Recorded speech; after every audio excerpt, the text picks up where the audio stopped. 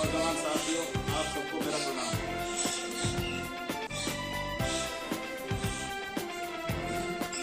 आप सभी के आशीर्वाद और सहयोग से मंडावर में यहाँ एक विकास को लेकर के हमने शुरुआत की और मुझे 2 बार मंडावर की पूरी जनता ने, सर्व समाज ने, सर्व धर्म ने 2 बार आशीर्वाद दिया और मौका दिया। मेरे से जो बन सका वो मैंने अब तक किया। मन में एक ही बात रहती है कि मंडावर और मंडावर क्षेत्र का, इस विधानसभा क्षेत्र का जो है विकास होना चाहिए। बीच में अवसर मिले, मेरे भाई रोशन जी हवलदार जी अभी बता रहे थे,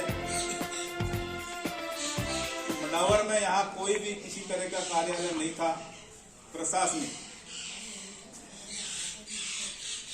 सब भाइयों के सहयोग से पहली बार मैंने मेरी लाइफ में मंडावर में कभी कोई धरना प्रदर्शन नहीं देखा, लेकिन वो आप सबके सहयोग से और हमने सबने मिल करके एक यहाँ पर ऐसा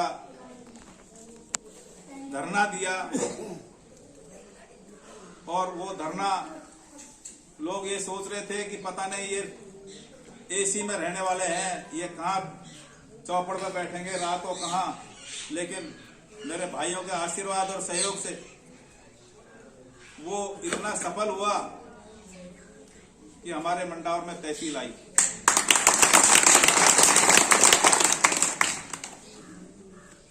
और फिर वो वहीं नहीं रुका, सब लोगों के दिमाग में, मतलब आप देखो उस धरने के टाइम पर ही इस नगर पालिका की नींव रखी जा चुकी थी।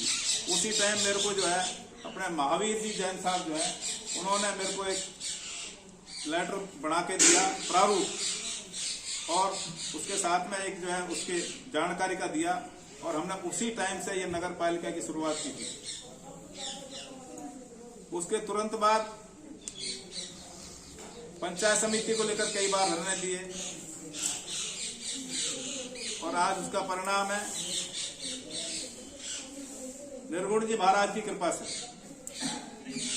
नगर पालिका भी हो गई और पंचायत समिति भी हो ही गई।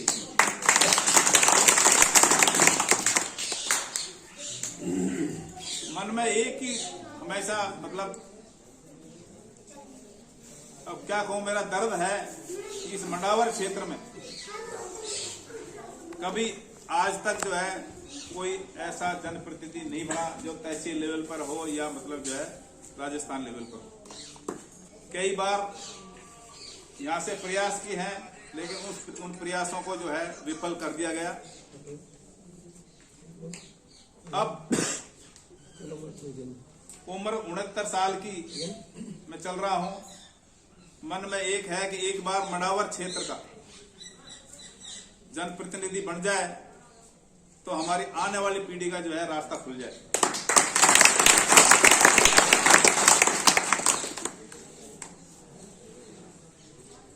मैं आपको ये विश्वास दिलाना चाहता हूं, आप जो मुझे जिम्मेदारी दे रहे हो उसमें कभी भी मैं ऐसा कोई काम नहीं करूंगा जिससे आपको कुछ नीचे देखना पड़े।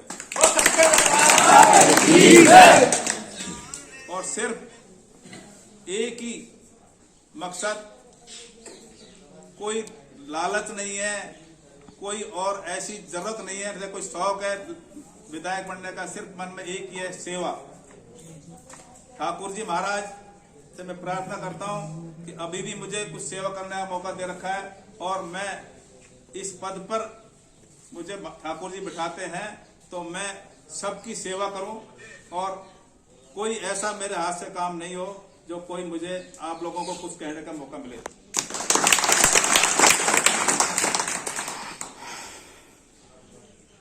हम सब मिलकर के, मैं कुछ नहीं हूं, हम सब मिलकर के इस लड़ाई को लड़ेंगे।